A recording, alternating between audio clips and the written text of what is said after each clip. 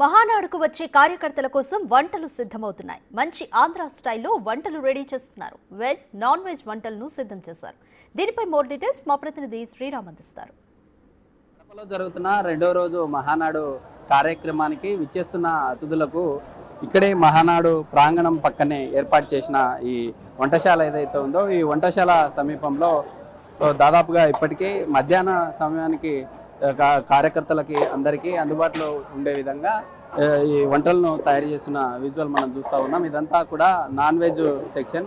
Chicken పెద్ద లగాన్లలో తయారు చేస్తూ ఉన్నారు. ఇప్పటికే కొన్ని లగాన్లలో పూర్తయినటువంటి వాటిని నేరుగా ఏవైతే వివిఐపి ఈ సెకండ్ గ్రేడ్ సంబంధిత లీడర్సు ఈ కామన్ పబ్లిక్ వేరువేరుగా స్టాల్స్ ఏర్పాటు చేసి అక్కడ అందుబాటులో పెడుతున్నటువంటి పరిస్థితి మనం చూస్తూ ఉన్నాం. విజువల్లో ఇదంతా ఈ ప్రాంతం అంతా కూడా ఈ ఏర్పాటు చేసినటువంటి ఈ వంటశాల ఏదైతే ఉందో ఈ ఆహార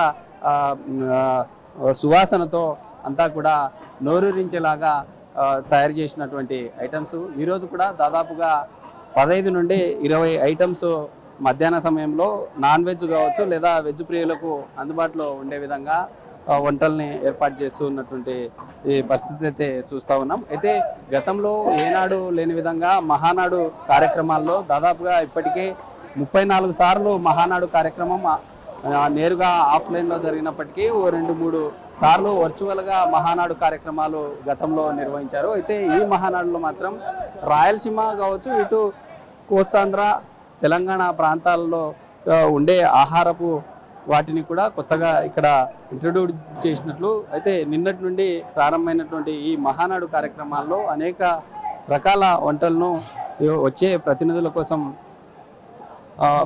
మనం ఇంట్లో ఏ విధమైతే వేడుకలు చేసుకుంటుంటామో అలాంటి వేడుకలను తలపించేలాగా పెద్ద ఎత్తున ఇక్కడికి చేరుకుంటున్నటువంటి ప్రతినిధుల కోసం దాదాపుగా నిన్న కూడా 1,00,000 మంది మేర ఈరోజు 1,00,000 మంది కోసం అన్ని రకాలుగా ఫుడ్ కూడా కంప్లీట్గా ఏర్పాటు చేసి ప్రతినిధులకు అందిస్తున్నటువంటి పరిస్థితి. అయితే రేపు జరిగే 3వ రోజు ప్రోగ్రాం ఏదైతే ఉంటుందో ఈ ప్రోగ్రాంలో కంప్లీట్గా దాదాపుగా రేపు జరిగే ప్రోగ్రాంలో 5 నుండి 6 లక్షల వరకు కూడా ఎక్కువగా పబ్లిక్ వచ్చే ఛాన్స్ ఉంది.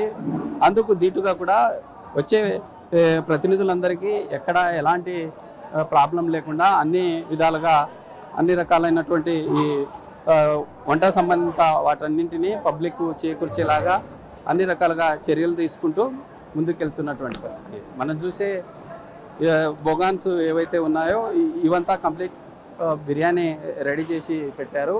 ఇక్కడ నుండి నేరుగా బిర్యానీని తీసుకొని ఎక్కడైతే ఈ స్టాల్స్ ఉంటాయో ఆ స్టాల్స్కి తీసుకెళ్ళి నేరుగా స్టాల్స్లో పెట్టేటటువంటి పరిస్థితి మనం చూస్తున్నాం. బిర్యానీ పెద్ద లగాన్లలో వీటిని తయారు చేసి ఇక్కడ నుండి నేరుగా వెహికల్ల ద్వారా ఎక్కడైతే విఐపీస్ కావచ్చు లేదా వివిఐపి కామన్ వచ్చే కార్యకర్తలందరికీ ఏర్పాటు చేసిన స్టాల్స్ దగ్గరికి తీసుకెళ్తారు. సరే, ఈరోజు పుట్టినరోజు సందర్భంగా ఎన్టీ రామారావు గారికి ఇష్టమైన చక్కెర పొంగలి, అల్లూరియా మైసూర్పాకు ఒంగోలు నుంచి, మరియు ఈ పప్పు దప్పలాలు, నాన్ వెజిటేరియన్ మాంసప్రియులకి కావాల్సిన అన్ని రకాలు వచ్చారు అన్నీ కూడా ఈ కార్యక్రమాల్లో పెట్టడం జరిగిందండి. అంటే వెజ్లో ఎన్ని ఐటమ్స్ ఉన్నాయి, నాన్ వెజ్లో ఎన్ని ఐటమ్స్ ఈరోజు?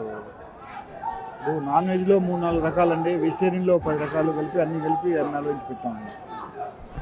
అయితే ఈరోజు జరుగుతున్న ఈ రెండవ రోజు మహానాడులో భాగంగా వెజ్లో దాదాపుగా 15 రకాల వెరైటీస్, ఇటు నాన్ వెజ్లో కూడా 3-4 రకాల నాన్ వెజ్ వాటితో పాటు స్వీటు మిగతా వాటన్నింటిని కూడా మహానాడు కార్యక్రమానికి వచ్చేసే అతిథులకు అందిస్తున్నామంటూ నిర్వాహకులు చెప్తున్నారు. శ్రీరామ్.